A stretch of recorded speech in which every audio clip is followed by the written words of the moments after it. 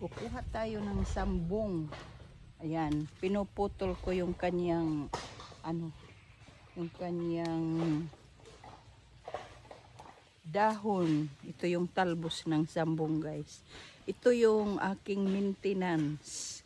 Every day, pagka may umuwi sa bayan, kumukuha ako ng mga sanga, ilinalagay ko sa baso.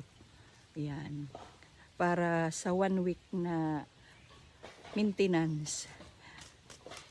Umaga at gabi, guys. Yan, malinis naman yan. Kaya ang ginagawa ko, pag dumadating ako dito, bago kumain ay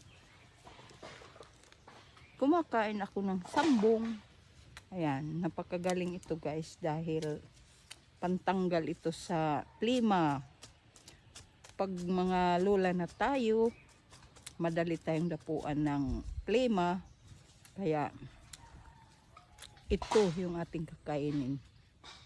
Pwede rin ito ibabad na sa mainit na tubig sa baso, guys, at hanggang sa mag-rain siya, pwede nang inumin, maligamgam. Napakadaling matanggal ang ating plema.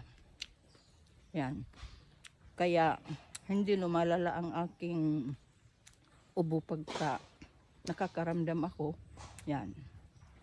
Pag hindi nyo carry, ilagay nyo sa baso. Lagyan ng mainit na tubig at inumin, guys. Napakagaling.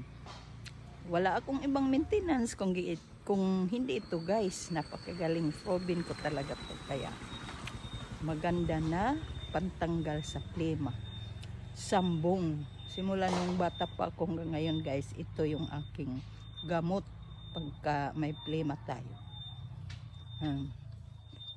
Mas mabisa yung pinakain lang, guys.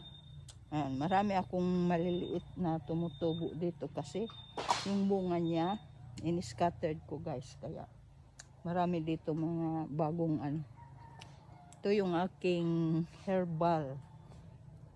Meron din tayong oregano. Meron tayong yung pantapal yan, guys, pagka may sinat tayo. Ayun. Yung hindi ko matandaan yung pangalan niya, pero magaling yan. Inaano lang yan.